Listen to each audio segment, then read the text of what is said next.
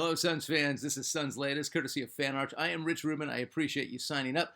I appreciate you telling your buddies about this, and I appreciate you commenting on every single one of these that we do, because the comments are my favorite thing besides the quote. Quote of the day: use only that which works, and take it from any place you can find it. That is from Bruce Lee. My cousin is a third dan black belt in judo. He told me that Bruce Lee was a great athlete, but not a great martial artist, and this is a really interesting thing to think about. There was no question that Bruce Lee had martial arts skill, but was he just a superior athlete? 5'7", 135 pounds. We saw him in movies, but there's a lot of footage of Bruce Lee in regular tournaments doing what he did. And Bruce Lee is dynamic and as incredible and as charismatic as he was. He did the minimum of what he needed to do to be effective. And I've mentioned this before when it came to the really great players, like the guys that you see live. It doesn't transfer on television as much or on YouTube. But when you see a guy like MJ or LeBron or Nash or Charles Barkley, Kareem, Magic, when you see them live, you'll notice that they're playing a different game than the other 9 guys. They're moving at their pace. They're moving in, I'm not going to say slow motion, but they're definitely expending less energy, and the result is so much more effective. Bruce Lee had that. I know it's exhibition, I know it's a movie, but watch Enter the Dragon. The athleticism notwithstanding, because it's easy to get caught up in that. But watch the efficiency of his movement, and watch the efficiency of when there was nothing to do, he did nothing. And that's at least my take from that quote. But take what you can and make that work for you. And that's why, and Bruce Lee's just also, he was just a blast. He was way ahead of his time. All right, moving on to news. I mentioned this the other day, but it's important because we're going to be saying it a lot this year. And I'm not into the sponsored arenas. I think it's kind of a joke. At the same time, these giant sponsorships make for really good arenas and enhance the fans' experience of an NBA game.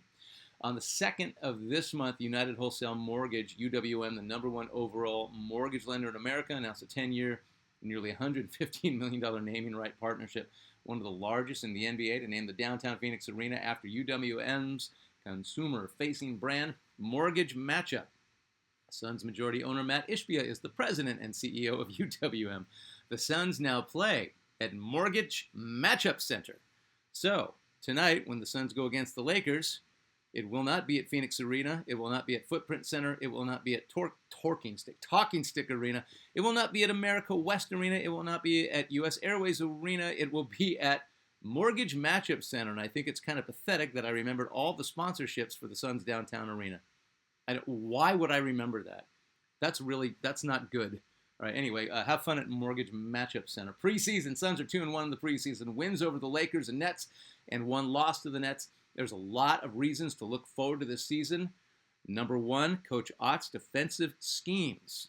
There's an actual defensive situation happening with the Phoenix Suns. The likes which I have never seen before. It's not, well, help out the guy. It's like, here's a scheme. Here's how we're going to approach our defensive philosophy, and here's how we're going to run it.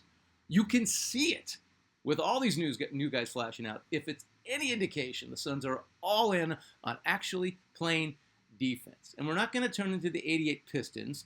We're simply going to put effort forth when we don't have the ball in our hands. Dillon Brooks is our defensive leader, verbally and by example, along with Ryan Dunn. He's essentially Kevin Durant's replacement. Think about that. Think about that. I know Jalen Green was the focus of the trade, but Dillon Brooks is Kevin Durant's replacement. Think of what a feather in the cap is for somebody like Dillon Brooks, with how good he is defensively and what an emotional leader he can be. We already had Devin Booker. We didn't need Kevin Durant. We definitely needed Dillon Brooks. Any argument to that is nuts. Just what Dillon Brooks is already being Dillon Brooks, and it's only the preseason. There have been 3 games, and you can see and feel his presence. We lucked out getting Dillon Brooks for Kevin Durant. There's no big 3. There are no expectations. That just takes so much pressure off the Suns. And now we can just play. Now we can just play, and we can just enjoy watching our team. Remember when we were 4-0 in the bubble, and you felt like maybe we were building something, but we didn't know what it was yet? Next preseason game is today, Tuesday. We have a preseason game tonight. It is against the Los Angeles Lakers. As of now, Marcus Smart and Luka Doncic are game time decisions. LeBron James is out.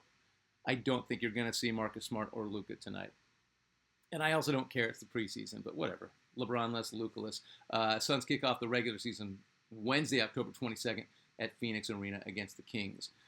The regular season is coming right up. This is a little bit more fun than we thought it was going to be. Admit it. 3 preseason games, what we've seen, this is going to be so much more fun than last year. Let's get to your comments, and I really appreciate your comments because this sparks future Suns Latest. A lot of your comments, it's like, yeah, that's a great topic for the next Suns Latest. So thank you for commenting. Steve Postero, I enjoy the enthusiasm and your attitude about Westy. He really was that good. Great stuff. Thank you, Steve. We did Paul Westphal, 3rd greatest Sun of all time. He was our Suns Legend of the Day the other day. And yeah, I will die on that hill, and I will not take arguments about how great Paul Westphal was. Arguably the most underrated superstar in NBA history. I mean, I know I'm biased. I know it's the Sun. I love Paul Westphal.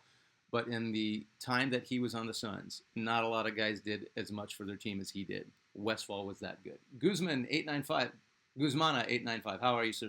Something I liked about seeing the China games was that they are developing a system to where if Booker was to get hurt or be out a few games, they can still function without him and not fall apart, not to the same extent, but still can win some games. What did you see? What did you see as far as Booker not being on the floor and the Suns rising to the occasion? I saw our backup point guards, Goodwin and Butler, become offensive players, especially Butler. It's like he absolutely an offensive player, 100% nose for the basket. And then you saw Goodwin in our second game or our first game, I can't remember which one, led the Suns in scoring. He had 19 points in one of the preseason games. If needed, they can score. And it's not like, oh crap, we have to rely on them. It's like, okay, well, we got some scoring taken care of. Also, Grayson Allen, Royce O'Neal. We haven't even seen Jalen Green, who's a proven scorer. But you make a very good point. Curious Mind 2525. Hello, sir. Here's my early take before the last preseason games. We have the roster space to keep both Butler and Goodwin to start the season. All right, here's some technical stuff, and I appreciate you pointing this out so I don't have to go dig deep on the Exhibit 9 and the Exhibit 10. They would have to sign Butler for the season, but Goodwin's contract has a waiver available before December 1st deadline, so Suns could have him for 5 weeks on the regular season before having to decide, which is plenty of time for us to decide if we're going to keep one or both or have one go back and forth between the G League. Hamstrings are funny injuries, therefore it will not surprise me if Jalen Green comes off the bench at the start of the regular season if he does not play in the last preseason game. Remember, Devin Booker has had issues with hamstrings, and they don't seem like they're an issue, but as the game goes on, hamstrings get worse. No matter what adrenaline you have, hamstrings just they'll knock your ass out, and that's happened to Booker in the playoffs a few times. So, they could ease him into playing shape for a few games before starting him. Williams will most likely not start the opener instead of coming off the bench as the Suns ramp him up slowly. So I agree with all that. It looks like that's the way to go. Green and Williams are supposed to be projected starters for the Suns.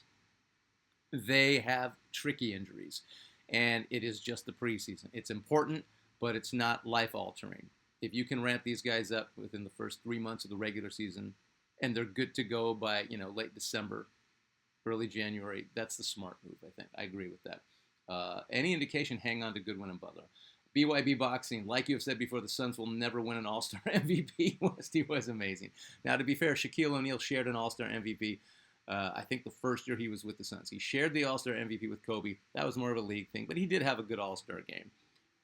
It was neat to have Shaq on the Suns. It just didn't feel like he was ever really ours. It felt like a marquee thing to have Stoudemire, Nash, and Shaq on the same team at the same time. But Westphal deserved an MVP of the All-Star game that year. That's really about it, but he definitely deserved it. There's always a reason why not to give the Suns player an award, but he deserved it that year. All right, let's get to our Suns legend of the day. Holy crap, we are down to number 2, the second greatest Phoenix Sun of all time. Number 34, Charles Barkley, drafted 5th in '84 by the 76ers, 2 slots after Michael Jordan in a draft that also included, you ready? Hakeem Olajuwon, Sam Bowie, John Stockton, Sam Perkins, Alvin Robertson, Jerome Kersey, Otis Thorpe, one of the greatest international players ever in Brazilian Oscar Schmidt, one of the early great long-range shooters of in basketball history. And I forgot about this. Olympic gold medalist Carl Lewis, the sprinter, was drafted by the Bulls at 208. As amazing as that draft was, everyone was curious about the chubby dude out of Auburn who could jump out of the gym. Yes, there was Michael. Yes, there was Phi Slama Jama stud Akeem Olajuwon. But I think people were wondering about Charles Barkley. And a lot said, you know what, for college, he was good. He's not going to make it as a pro. There were more than a few who said that. Bobby Knight cut him from the Olympic team. Played for the Suns from 92 to 96. 5 times All-NBA with us, one-time first team, 3-time second team, 1-time third team. All-Star every year with the Suns. NBA MVP in 1993, the first year with us, and the first time we ever had an MVP on our team, and that happened to be Charles Barkley, and that was pretty freaking cool. Led us to the NBA Finals in 93, along with KJ and Thunder Dan, gave the Bulls more than they were expecting. So, I remember this day so well, and I'm reliving it right now as I talk to you. On July 17, 1992, he was officially traded to the Phoenix Suns in exchange for Jeff Hornacek, Tim Perry, and Andrew Lang. I was in my cousin's apartment in Battery Park, right where the World Trade Centers used to stand, at the time in 92, and I wasn't feeling good. We were there for my cousin's wedding. The family goes out to dinner, and I'm just stuck in the apartment by myself, and I'm just kind of looking at the skyline, and I just happen to catch the corner of the New York Times in my cousin's apartment. I just pick it up, go right to the sports section, and there it is. Suns land Charles Barkley in trade, and I lost my marbles. And there's no cell phones. I didn't know what restaurant they went to, and I'm not feeling well. I'm like, I'm going to go to my dad to get home. And my family comes back, and I ran to my dad, pointing at the paper, and the Suns got Barkley. The Suns got Barkley. The Suns got Barkley. It was a really good day because he was as big a superstar as anybody in the NBA, and we got him. And we got him. We got a guy we got an enforcer. We got a guy who led the league in rebounding on our team. And we just didn't have guys like that. In his first game as a Phoenix Sun, Charles Barkley, 37 points, 21 rebounds, 12 offensive rebounds, and 8 assists in a win over the Clippers. That was his first impression with us. You didn't think Charles felt like he had something to prove? Suns fans had never had a player like Charles Barkley. We had superstars. For one season, Connie Hawkins, superstar. For just about 4 seasons, Paul Westphal was a superstar, even though the league didn't really recognize it, but we did. Walter Davis to a lesser extent, but 3 or 4 years, Walter Davis was a top 10 NBA player. That is superstar level. But Chuck, by sheer force of personality, he just took over the Suns. He took over basketball. He took over the whole NBA. He took over the state. Nobody didn't know who Charles Barkley was. Nobody didn't watch a Suns game. You didn't just love him for his talent and relentless energy. You loved him because winning was so important to him. Charles played every game like he had something to prove. He played like a 10-day contract player, making sure he got a second 10-day contract. He was an enforcer, but he wasn't a bully. He would get in front of anybody messing with his teammates. He was 6'4", and he dunked on the heads of guys 8, 9, 10 inches taller than him. 25.6 points per game on 52% shooting, 12.2 rebounds, career high 5.1 assists, leading us to the NBA best record and a Suns best record at the time, 62-20 record, the MVP award, the Western Conference Championship, and he went head-to-head with the other best player in the league. Our second time going to the finals, and the first time since the Westphal-led Suns in 1976. It had been a minute since we were of relevance as an NBA team. So for the entire 93-94 playoffs, Chuck had 93 playoffs. Chuck, 26.6, 13.6 for the entire playoffs. He ups that to 27.3, keeps his 13 per game rebound average, and gets 5.5 assists in the championship series against Mike and the Bulls. Had a triple-double in the fourth game, 32, 12, and 10. But we lost those finals 4 games to 2. We could not have asked Charles Barkley to do anything more, put the Suns on his back. It was a privilege to watch our team play. Every game was a huge event because of Charles Barkley. He had that much star power, more than any Sun ever, and right up there with Steve Nash. When Chuck was on the Suns, you dropped what you were doing. You watched the Suns game. The closest thing I can relate it to right now, because I live in Los Angeles, is not a whole Dodger game, but if Ohtani is up, everybody stops what they're doing, and you want to see what Ohtani's going to do next. Charles had that kind of impact in Phoenix in 93. In 93, Charles led us to our best record ever, won the league MVP, upped his averages in the playoffs, went on, and almost gave us the title against the best player ever. It was the greatest season a Suns player ever had. That's including both of Steve Nash's MVP years as far as impact, as far as everybody dropped what they were doing to see what Charles was going to do for us. Chuck, one season has it over any Suns player. If there's arguments for Nash, there's a great argument for Nash that no, for one season or for prolonged, Nash gets it prolonged. But for one season, for one single season, it was all about Chuck. Just think if Charles Barkley had done that for 3 years. Think if he had gotten us back to the finals. Think all the possibilities with how great Charles Barkley was and how good that team was.